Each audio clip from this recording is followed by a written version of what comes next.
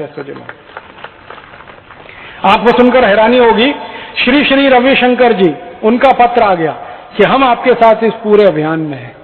हमारे देश के महामंडलेश्वर बहुत बहुत बहुत पूजनीय सत्यमित्रानंद जी गिरी, वो परसों हमारे साथ थे हरिद्वार में, उनका पूरा आशीर्वाद है कि अगर ये काम के लिए आप निकलते हैं तो मैं भी आपके साथ। मुरारी बापू जी का संपूर्ण आशीर्वाद इस बात के लिए।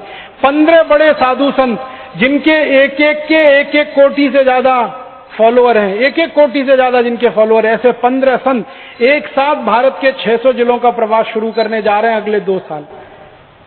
और ये प्रवास इसी बात के लिए है कि हमको गैट करार नहीं चाहिए, मल्टीनेशनल नहीं चाहिए, WTO नहीं चाहिए, विदेशीकरण जो हो रहा है इस देश का वो नहीं चाहिए, कर्जबाजारी जो बढ़ रही है शेतकरी समाज की और देश की वो नहीं चाहिए। तो इन सब बातों को लेकर जब साधु संत निकल रहे हैं समाज में, तो आप जान लीजिए परिवर्तन तो अब होगा इस देश में। क्योंकि जब भी भारत का सन्यासी और साधु निकला है तो उसने देश और समाज को बदला है। ये हमारा हजारों साल का इतिहास है, आप कभी भी उठा के देख सकते। साधु समाज, संत समाज जब भी निकला है, समाज उसके पीछे चला है।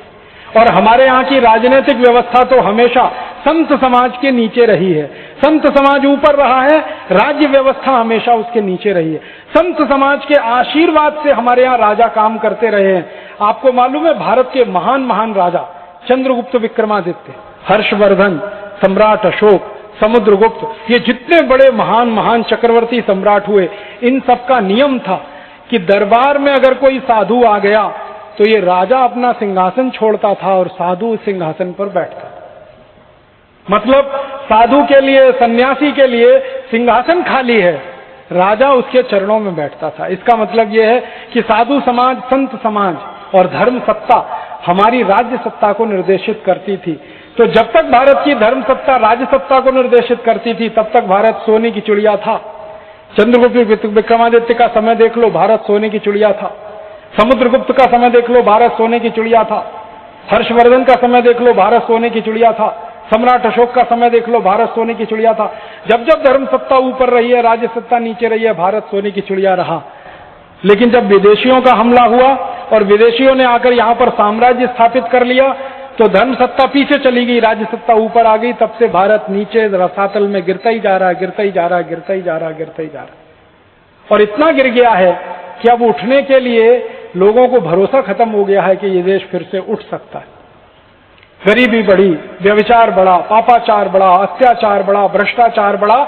जब से हमारा समाज पीछे हो गया, राज्य सत्ता आगे हो गई, धर्म सत्ता नीचे आ गई, राज्य सत्ता ऊपर हो गई, सारी गड़बड़ी हो गई। अब फिर से धर्म सत्ता आगे आ रही है। स्वामी रामदेव जी धर्म सत्ता के प्रतीक हैं। स्वामी सत्यमित्रानंद गिरी जी धर्म सत्ता के प्रतीक हैं। महामंडलेश्वर जितने इस देश में धर्म सत्ता के प्रतीक हैं। हमारे देश के जितने भी ऐसे महान महान, मुरारी बापू धर्म सत्ता के प्रतीक हैं, आसाराम बापू धर्म सत्ता के प्रतीक हैं। तो ये धर्म सत्ता के प्रतीक ऐसे बड़े साधु पुरुष सन्यासी सब एक साथ इकट्ठे हो रहे हैं।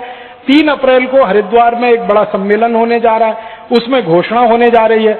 उस सम्मेलन के बाद ये घोषणा होगी और सारे देश में इन साधु संतों के प्रवास शुरू हो जाएंगे।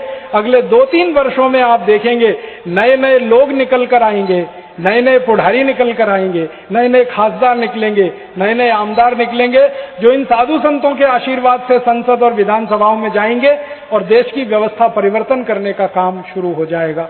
तो मैं आपको ये व्यवस्था परिवर्तन के काम के लिए निमंत्रण देने आया, आपको निवेदन करने आया कि आप भी इस अभियान में जुड़ जाइए, शामिल हो जाइए।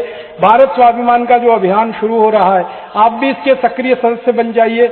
इसके सदस्य बनने के लिए जो भी माहिती है वो आपको यहाँ पतंजलि योग समिति के लोग दे देंगे, रवि भाई राणा भी आपको माहिती दे देंगे। उसके माहिती पत्रक हैं, वो आप ले जाकर ध्यान से पढ़ लीजिए। माहिती पत्रक भरकर आप उनको जमा कर दीजिए। जमा करके आप भी हमारे साथ सदस्य हो जाएंगे। फिर आप भी इस जिम्मेदारी में आ जाएंगे और आप भी इस काम को आगे बढ़ाने के लिए हमारे साथ कंधे से कंधा मिलाकर इस लड़ाई को लड़ेंगे और इस लड़ाई को जीतेंगे। मैं ये कहते हुए मेरा व्याख्यान समाप्त कर रहा हूं कि इस WTO के खिलाफ की लड़ाई को, मल्टीनेशनल के खिलाफ की लड़ाई को हम लड़ेंगे और जीतेंगे, लड़ेंगे और जीतेंगे, लड़ेंगे और जीतेंगे। आप सभी का आभार, बहुत धन्यवाद। तुकारामाचे पूर्ण वैराग्याचे विशिष्टाचे ज्ञान योगेश्वराचे कवी वाल्मिका सारिका मान्य नमस्कार माझा सद्गुरु रामदास। या उक्तीप्रमाणे संतांचे आशीर्वाद पाठीशी घेऊन राजीवजी तुमच्या सर्व काळांना आम्ही सर्वजण मनपूर्वक अभिवादन करतो.